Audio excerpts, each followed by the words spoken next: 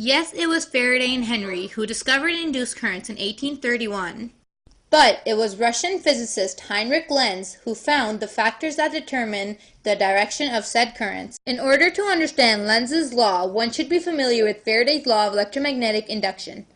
Faraday's law states that a changing magnetic field in the region of a closed-loop conductor will induce an electric current. What they weren't able to explain was why an induced current was produced in one direction.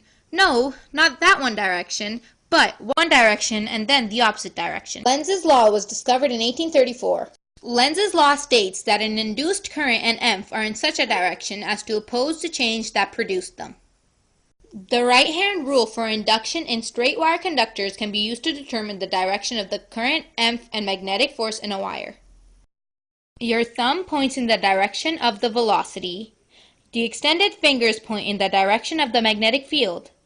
Your palm faces the direction of the induced current and EMF. The magnetic force is in the opposite direction of velocity. However, the right-hand rule for induction in solenoids says that your thumb is in the direction of the north pole of the solenoid and your fingers scroll in the direction of the induced current. The induced current creates a north pole nearest the magnet to repel it. Lenz's law is equivalent to the law of conservation of energy, only this is applied to the electromagnetic induction.